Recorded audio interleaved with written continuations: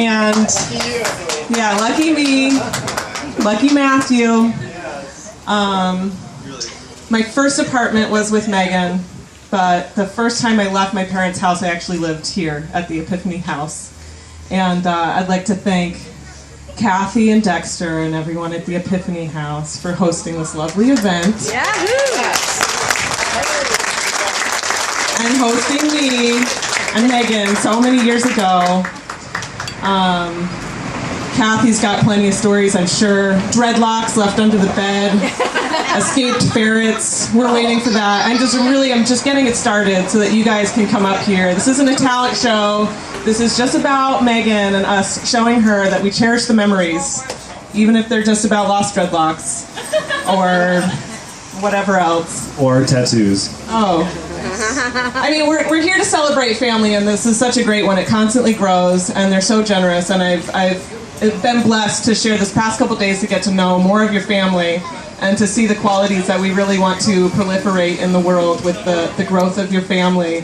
And especially with the two of you, Matthew, your passion and your enthusiasm for growth and learning to bring your passion into the world, and your charm and your physical strength. Megan, with I see where you get your ease at which you find laughter from hanging out with your aunts and your mom. It was just like the funniest bachelorette party at a dive bar down the street. It was awesome.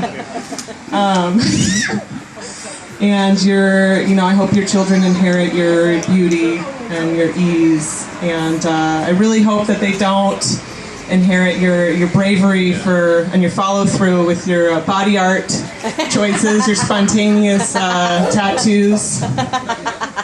But we are... Yeah, actually, as Megan's friends, we're really glad that she finally found somebody whose initials are the same as her tattoo, the Grateful Dead. So, Matthew Breno, thank you very much. Oh, Matthew Breno, sorry. So his initials aren't the same as the tattoo with the Grateful Dead. Matthew's a great guy, fantastic person, and he's only paid me a little bit to say this, so most of it is actually from hanging out, doing shots at the bar, and we tested him on feats of strength and male prowess, such as intellect and competitions of wit, which he passed with flying colors. There's a dance and karaoke contest later.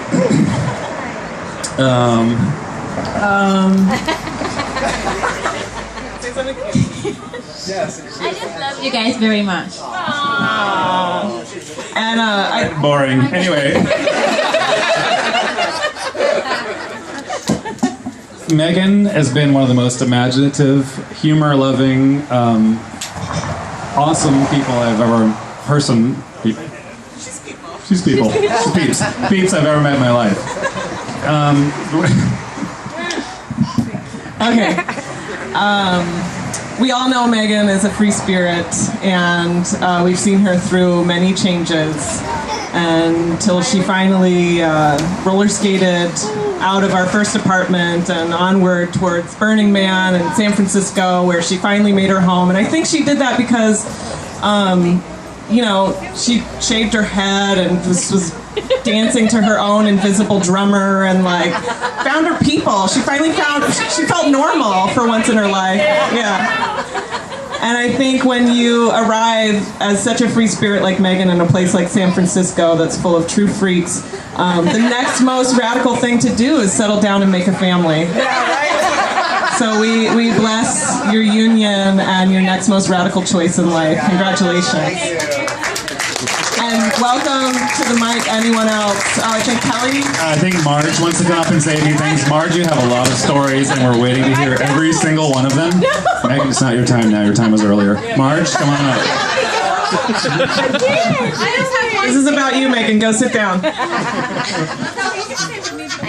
I believe Kelly has a few things to say. A couple things. No, just three things. Megan and I are best cousins. And we always talked about our boyfriends when we were little, and she would come up from Maryland and be like, Megan's coming, Megan's coming! And she would have a different boyfriend. And so I'm like, oh, wait. But then all of a sudden, she liked John Kepper, my best friend, and she wrote his name, on my wall. In the fort, and I got in trouble. And I said, I swore it was Megan. And my mom didn't believe me. Because he was cute. John Kepper. But what I really want to say is when Megan came up, Megan and Michael, I have to say, it was very fun all the time. And Megan and Michael were coming, and one day, they got in a fight in the fort.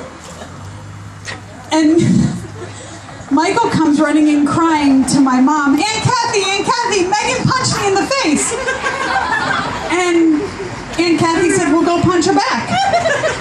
And Megan came in with a dislocated jaw. That had to be set back into place. Yeah, so it was quite eventful. Punch you back into place! Punch you back. No, it was Aunt Sheila. Oh, and there were I could go on forever, but then the other story I wanted to say was we went to the beach. We like to go to the beach on day trips. And my dad decided it would be a good idea to take all of us to Wawa and each pick out our own ice cream. Well, Megan and I decided to share some ice cream Oreo sandwiches. So we get the ice cream. It's so hot that day. And we're walking back to the beach and we're walking next to each other and she goes, want to race? I said, sure. She has the ice cream in her hand. I said, sure. She took off. We get back and I'm like, where's Megan? 3 hours later. 3 hours later, she's at the police station, lost in Ocean City. I was never so scared of my whole entire And Aunt Marge. Here's a portion of the ice cream. But she still had my portion of the ice cream. Yeah. Kelly. Well, first of all, I don't. All right. Okay, when she came back, I was like, where's Megan? She's like, she came in front of us. We looked, we couldn't find her. So I went on one side of the beach. Kathy and the kids went on the other side of the beach. I always told Megan, if you ever get lost, go to the lifeguard stand. So she went to the lifeguard stand. It was after 6. There's no lifeguards there. So she went to the next lifeguard stand. And then the next lifeguard stand. Looking for a lifeguard. So there's none there. So now she started backtracking, going back this way. Backtracking a little bit more, but going further away. It was over 2 hours. Finally, I guess, I said we have to go to the police station because we have a missing child now. So we went to the police station, we reported a little girl missing. It was probably, 15 minutes? You came with us. 15 minutes later, they said, somebody came over the radio and said, we have a little girl here in a blue bathing suit with ice cream all over her hands. And they said, the parents are right here. And so Megan walked in. Kelly's in her bathing suit. Megan walks in. I remember. Kelly runs over to Megan, squeezes her. Megan, I'm so scared. Well, I just hugged her and kissed her. It was so cute. Because we were fame partners. And we were the best, not today anymore, we're not the best singers, but we were at one point really good singers. We could, but you know what, no. Who wants to hear us sing a little song?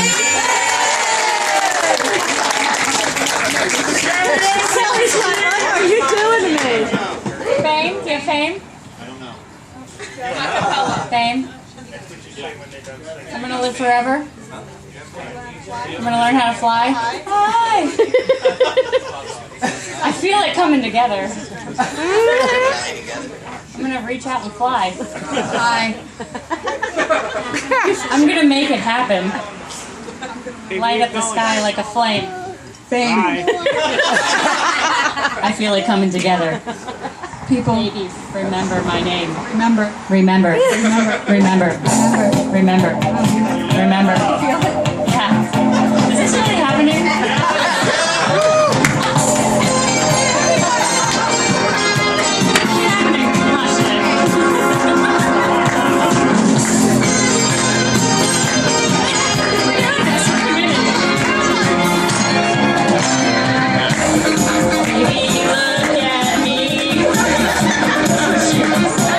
Not yet.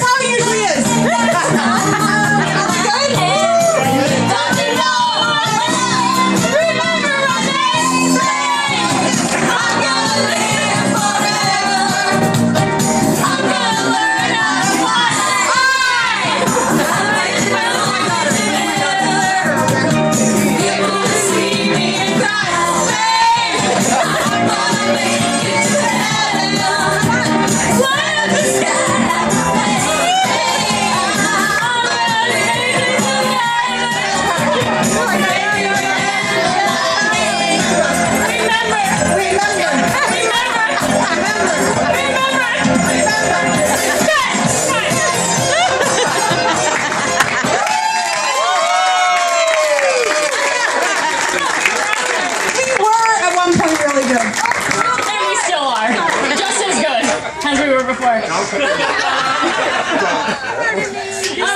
just really quickly want to say thank you to all my family. I can't even believe how much love and support I'm feeling right now. This is like the best thing ever.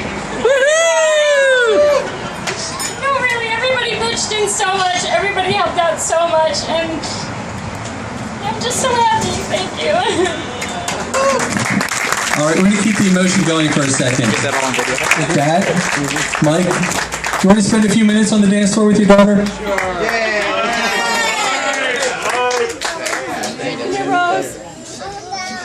She's drying her face, that's good.